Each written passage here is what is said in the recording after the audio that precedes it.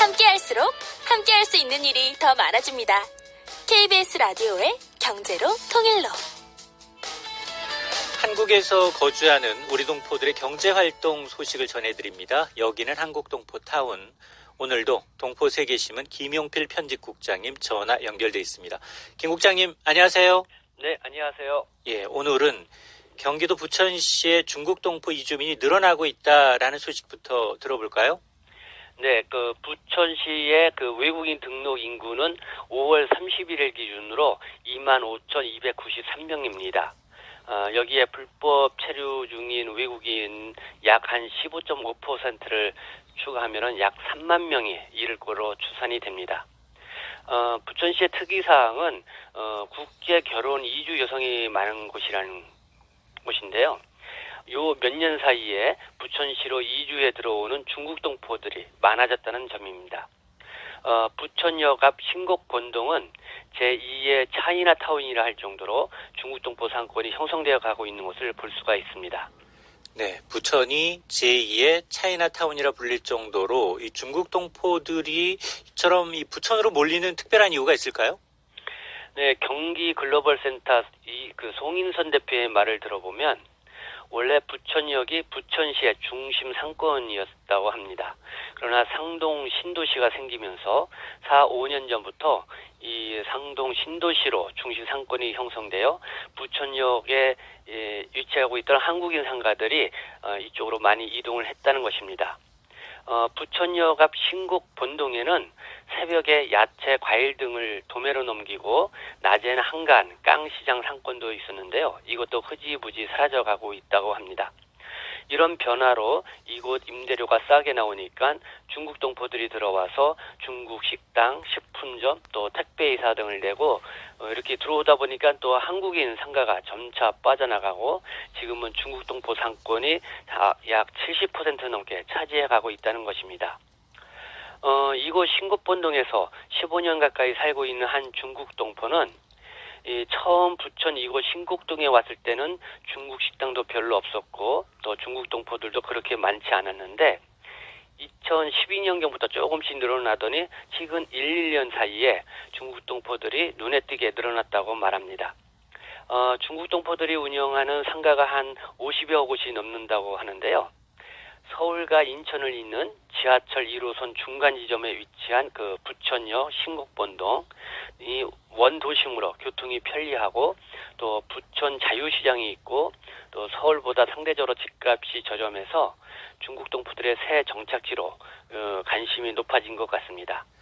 네, 다음 소식은 이 지방자치단체장들의 모임이죠. 전국 다문화 도시 협의회가 법무부와 손잡고 외국인 주민정책을 펼치고 있다는데 이게 어떤 소식이죠?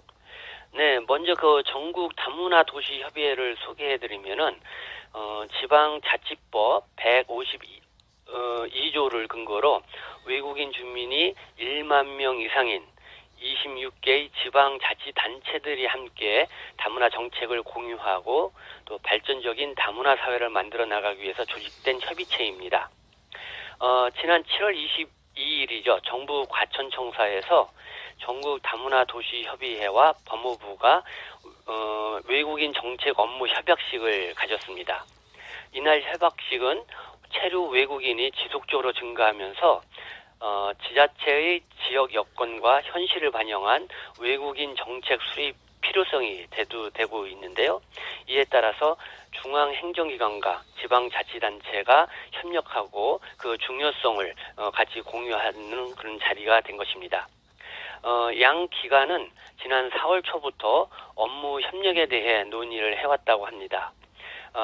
그동안 법무부와 시흥시, 안산시, 서울 구로구 등 임원 도시는 업무 협약 체결 방안을 논의를 해와서 업무 협약 의견 수렴 및 추진 상황을 서로 공유하기도 했다고 하는데요. 네.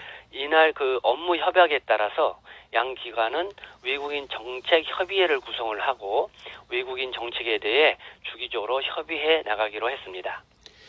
다음은 이 동포들이 꼭 알아둬야 될 내용인데요. 지난 7월 16일부터입니다. 건강보험 가입이 의무 가입으로 강화가 됐는데 앞으로 이 건강보험료를 4번 안 내면 비자 연장을 받지 못한다고요. 네, 이젠 6개월 이상 국내에 거주하는 외국인과 재외 국민은 직장 가입자나 피부양자가 아닌 경우 앞으로 지역 가입자로 당연히 적용이 됩니다. 꼭 알아둘 것은 건강보험료를 체납한 외국인은 8월 1일부터 비자 연장이 제한된다고 법무부와 보건복지부가 밝혔습니다. 보험료를 납부하지 않은 외국인이 체납 기간 동안 의료기관을 이용할 경우에는 요양급여 비용 전액을 본인이 부담을 해야 하고요. 또 법무부의 건강보험료 체납 외국인 비자 연장 제한 제도 시행에 따라서 체류 허가 기간도 6개월 이내로 제한이 됩니다. 미납이 3회까지 될 경우에는 6개월 이내에 단기간 비자 연장만 허용을 해주고요. 미납을 4회를 하게 되면은 체류 허가가 불허가 됩니다. 네, 이번 소식은 강원도가 중국 동포 근로자 자녀들의 진로 교육을 펼친다는 소식도 있네요. 네, 강원 진로교육원은 중국 길림성 훈춘시 출신 중국 동포 근로자 자녀 초청을 해서 진로교육을 지난 22일부터 내일 27일까지 실시합니다. 진로교육 대상은 한국에서 일을 하고 있는 훈춘시 출신 중국 동포 자녀들인데요. 모두 36명이고 또 인솔교사 4명 등 총 40명입니다. 도교육청은 훈춘 소재 소학교, 중학교와 결혼을 맺었습니다. 그래서 진로교육은 한국 전통문화체험, 진로체험 및 설계 등으로 진행이 됩니다. 속초 설악중학교, 속초 여고 또 이 학생들과도 스포츠 등 친교를 맺는 시간도 가졌습니다. 다음 소식은 이 광주 고려인 마을 청년들이 광주 이 세계 청년 축제에 참가했네요. 네, 지난 19일 광주 세계 수영 선수권 대회가 개막되었죠. 그래서 국내외적으로 광주를 찾는 사람들이 많은데요. 이에 맞춰서 2019 광주 세계 청년 축제도 개막되었습니다. 이 축제에 중앙아시아의 카자흐스탄, 우즈베키스탄, 우크라이나, 또 키르기즈, 그리고 러시아에서 온 고려인 청년들이 참석을 해서 국립아시아 문화전당 일원의 만남의 장 부스를 마련하고요. 한국인 청년들은 물론 전 세계 각국에서 온 청년들과 교류의 장을 갖고 고려인의 전통 문화를 알렸습니다. 특히 그 고려인은 누구인가를 알리는 고려 사람 이야기를 소개하면서 광주 청년위원들과 고려인 청년 문화와 현안 등에 대해서 함께 공유하며 고려하는 그 하합의 시간도 가지려고 노력을 했는데요. 네. 아쉽게도 그 태풍 다나스의 영향으로 일부 행사가 취소돼 또 아쉬움을 달래야 했습니다. 이날 행사에 참가한 러시아 출신 고려인 청년 이막심 씨는 큰 기대를 갖고 행사를 준비했으나 아쉽게도 태풍으로 행사가 취소돼서 안타깝다는 심정을 토로했는데요. 어쨌든 내년에는 더욱 알차게 준비해서 국내 귀한 고려인 청년들의 큰 비전을 국내외에 알리겠다는 이런 포부를 밝혔습니다. 다음은 이 경기도 의회에서 국내 체류, 이 고려인 동포의 삶의 질 개선을 위한 토론회가 열렸다는 소식도 있네요. 네, 고려인 지원단체 사단법인 너머는 지난 17일 경기도 의회에서 경기도에 체류하고 있는 고려인의 삶의 질 개선을 위한 정책 토론회를 개최를 했습니다. 이 토론회에서는 사단법인 너머가 올해 5월 달에 실시한 고려인 실태조사 결과를 내놔서 관심을 끌었습니다.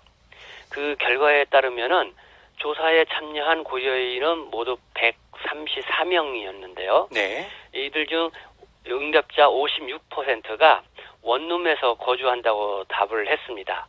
그리고 가족의 총 월 수입으로는 100만 원에서 200만 원 사이에 해당되는 사람들이 53%로 가장 많았고요. 200만 원에서 300만 원에 해당되는 수입자가 한 18%였습니다. 그리고 소득이 전무하다는 사람도 한 15%가 됐고요.